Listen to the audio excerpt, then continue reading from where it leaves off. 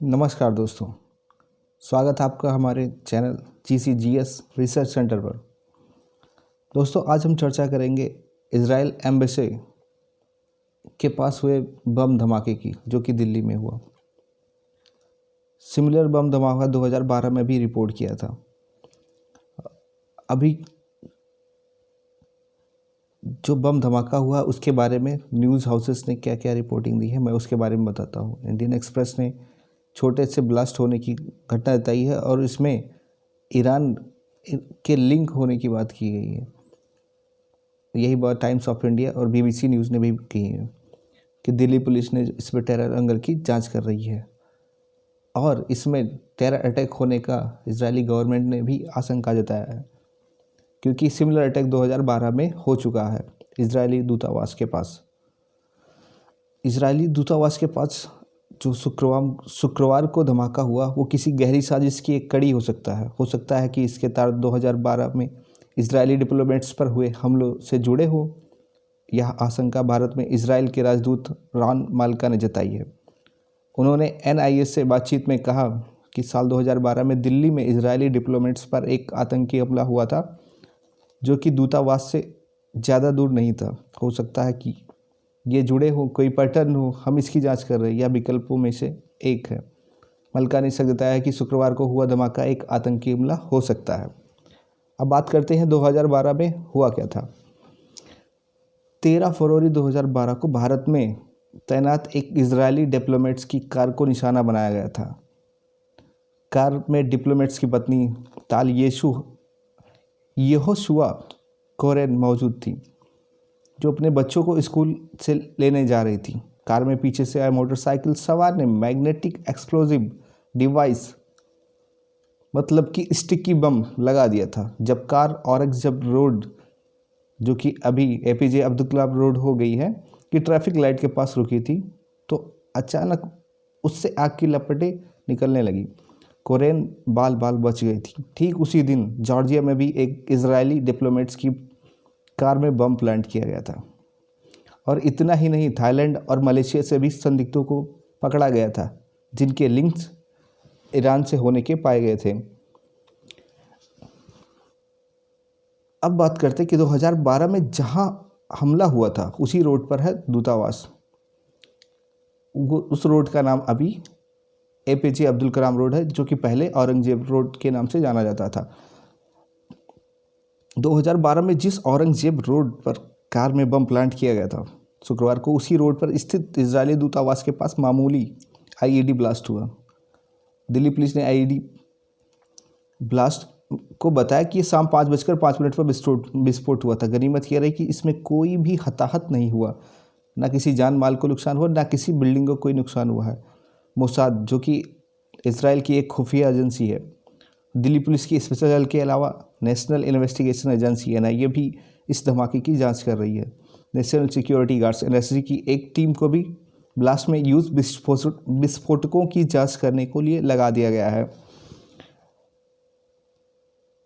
अब बात करते हैं उस टाइम जब 2012 में जब हमला हुआ था, जब अटैक होता है इजरायली डिप्लोमेट्स पर, तब इजराइल के प्रधानमंत्री बेंजामिन नेतन्याहू ने ईरान पर हमले का आरोप लगाया था। हालांकि ईरान ने इन आरोपों से साफ इनकार कर दिया था। दूतावास के बाहर शुक्रवार को हुए धमाके के पीछे भी ईरान के हाथ होने की बात कही जा रही है, क्योंकि घटनास्थल पर एक लिफाफा मिला था जिसके अंदर लेटर था। लेटर के अंदर ईरानियन आर्मी के जो टॉप कमांडर थे, अभी हाल ही इराक में एक अमेरिका एयर स्ट्राइक में मारे गए थे, जिनका नाम था कासिम सुलेमानी, और ईरान के ही एक टॉप न्यूक्लियर साइंटिस्ट फखरीजादे का मर्डर हो गया था ईरान में ही, जिनके बदला लेने की बात सामने आ रही है। और ईरान की रेवोल्यूशनरी गार्ड्स और कुड्स फोर्सेस होने का शक है इजरायली मोसाद के अकॉर्डिंग। अब बात करते हैं कि 2012 धमाकों में से जांच में क्या निकला था। अब मलेशिया में पकड़े गए एक शख्स ने ईरान में भारतीय दूतावास के जरिए भारतीय वीज़ा के लिए अप्लाई किया था। उसने अपने वीज़ा फॉर्म पर कॉन्टैक्ट नंबर लिखा था और वो नंबर एक भारतीय नंबर के संपर्क में पाया गया था। वह नंबर होशांग अफशायर ईरानी का था, जिसने दिल्ली में बम प्लांट किया था इजरायली डिप्लोमेट्स की कार में। ईरानी कैरोल बाग के होटल हाई फाइव लैंड कमरा नंबर 305 में रुका था। कमरे की छत से विस्फोट बनाने के सबूत भी मिले थे। पुलिस ने पत्रकार सैयद मोहम्मद अहमद काज़मी को ईरानी के संपर्क में रहने के आरोप में गिरफ्तार भी किया था। हालांकि ये आरोप दिल्ली पुलिस के द्वारा ही लगाया गया था और उस समय इंडियन गवर्नमेंट ने ऑफिशियली कुछ डिक्लेयर नहीं किया गया। अब बात करते हैं कि अभी जो इजराइल एम्बेसी के पास में जो हमले किया उसकी लोकेशन क्या है, उसकी ज़रा देख लेते हैं।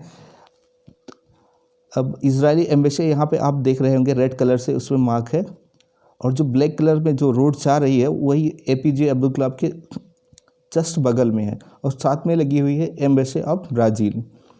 अब इसमें देखिए ये काफ़ी सिक्योर जोन है, यहाँ पे लगभग सारी एम्बेसीज आसपास में ही होती हैं और यह जो पार्लियामेंट है हमारे देश का उससे थोड़ी ही दूर पर है। ये पूरा का पूरा जोन काफ़ी सिक्योर जोन होता है, फिर भी ये हमला हो कैसे गया इसके लिए जांच हो रही है। अब बात करते हैं कि ये हमले बार बार क्यों हो रहे हैं। हमले के कुछ घंटों बाद ही इजरायली डिप्लोमेट्स रॉन माल्का ने कहा है कि ये हो सकता है पुरानी जो हमले हो रहे थे उसी की सीरीज़ में ये आगे एक्सटेंड किए गए हैं। हालांकि अच्छी बात ये थी इस हमले में किसी भी प्रकार का कोई नुकसान नहीं हुआ है, ना ही किसी बिल्डिंग को नुकसान हुआ, ना किसी आदमी को कोई क्षति पहुंची है। अब बात करते हैं कि यह हमला जो था वो किस दिन हुआ था। जो हमला हुआ था वो काफ़ी खास दिन पे हुआ था जब इंडिया और इजराइल अपने डिप्लोमेटिक रिलेशंस के एनिवर्सरी 29th एनिवर्सरी सेलिब्रेट कर रहे थे। उस टाइम पर हमले के बाद में external affair minister mister Jaishankar ने अपने इजरायली काउंटर पार्ट से बात किया और उन्हें फुल सेफ्टी एंड सिक्योरिटी देने का वादा किया। और हमले के पास जो लेटर पाया गया था उसमें ये मेंशन किया गया कि ये ट्रेलर है और इसके अंजाम और भी घातक हो सकते हैं। अब बात करते हैं कि इंडिया और इजराइल के रिलेशनशिप का कितना है और ये कब से इस्टेब्लिश हुआ है। हम बात करते हैं कि जब नॉन अलाइन मूवमेंट चल रहा था तो काफ़ी दशकों बाद उस समय हमारे अरब से काफ़ी अच्छे ताल्लुकात थे, पर 1992 में हम फॉर्मली इंडिया ने इजराइल के साथ में अपने डिप्लोमेटिक रिलेशंस शुरू किए और एक दूसरे के कैपिटल सिटी में अपना एम्बेसी सेटअप किया। इंडिया ने तेल अवीव में जनवरी 1992 में अपना एम्बेसी सेटअप किया था और इस तरीके से हमारी टाइज जो है आगे बढ़ी और आज के टाइम पे इंडिया इजराइल के रिलेशंस काफ़ी स्ट्रांग है। स्ट्रेटेजिकली इजराइल हमारे लिए काफ़ी इम्पोर्टेंट है। और हालांकि सबसे बड़ा आम सप्लायर हमारा रसिया है और इसके जस्ट बाद ही इजराइल आता है। इजराइल हमें कई छोटे बड़े डिफेंस इक्विपमेंट सप्लाई करता है जो डिफेंस के फील्ड में काफ़ी अच्छे माने जाते हैं। अब बात करते हैं कि इंडिया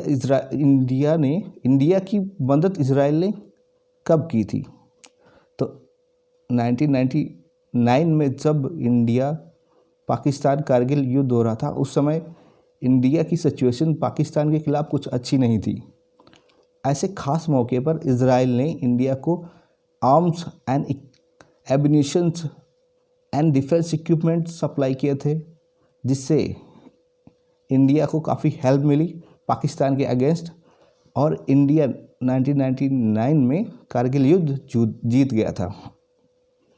अब बात करते हैं प्रेजेंट सिचुएशन में जब स्टैंड ऑफ है चाइना के साथ में, इंडिया चाइना बॉर्डर्स पर वो कई जगह पर, और ये काफ़ी दिनों से चला आ रहा है सिंस लद्दाख स्टैंड ऑफ से। जब लद्दाख स्टैंड ऑफ हुआ था उस समय भी इजराइल ने इंडिया को अश्योर किया था कि जो भी आर्म्स एंड इक्विपमेंट्स की ज़रूरत होगी इजराइल सप्लाई करने के लिए रेडी है। मीन्स इन फ्यूचर अगर कभी चाइना के साथ वार भी होता है तो इज़राइल हमें आर्म्स एंड एम्यूनेशन सप्लाई करने से पीछे नहीं हटेगा। अब बात करते हैं इज़राइली आर्मी के बारे में कि वो कितनी स्ट्रांग है। तो इज़राइली आर्मी आज के दिन में काफ़ी स्ट्रांग मानी जाती है, खासकर उसकी डिफेंस टेक्नोलॉजी। अब बात करते हैं कि इज़राइल का लोकेशन कहाँ है। दुनिया में इज़राइल मिडिल ईस्ट में आया जाता है, जो कि एशिया में है, एशिया कॉन्टिनेंट में है। और इज़राइल के जो पड़ोसी देश हैं जैसे Saudi Arabia, Jordan, Syria, Egypt, और इज़राइल का खास पड़ोसी है पैलेस्टाइन, जिसका इज़राइल पैलेस्टाइन विवाद भी काफ़ी दिनों से चल रहा है। इस कॉन्फ्लिक्ट की वजह से ये दोनों देश काफ़ी एक दूसरे के खिलाफ हैं, जिस वजह से ये रीजन काफ़ी टर्बुलेंस बना हुआ है। और सीरिया में टर्बुलेंस होने के उसके अलग ही कारण हैं, जैसे सिविल वॉर्स और ये ISIS की वजह से पिछले 10 सालों में ये रीजन सबसे ज़्यादा टर्बुलेंट बना हुआ है। इनफैक्ट सीरिया जो है पूरे वर्ल्ड का बैटल फील्ड बना हुआ, वहाँ रसिया, अमेरिका एक दूसरे के खिलाफ लड़ रहे हैं। तुर्की का कोई अलग एंगल है, सीरिया का अलग एंगल है। तो इसकी वजह से ये मोस्ट टर्बुलेंट रीजन बना हुआ है कई दशकों से। अब बात करते हैं कि इज़राइली आर्म फोर्सेस कितने एक्सपीरियंस हैं। तो इन्होंने कई लड़ाइयाँ लड़ी और लगभग सब में इन्होंने जीत हासिल की है। ये कहना है globalsecurity.org का। और आज का लेक्चर इसी पे ही समाप्त करते हैं। Thank you.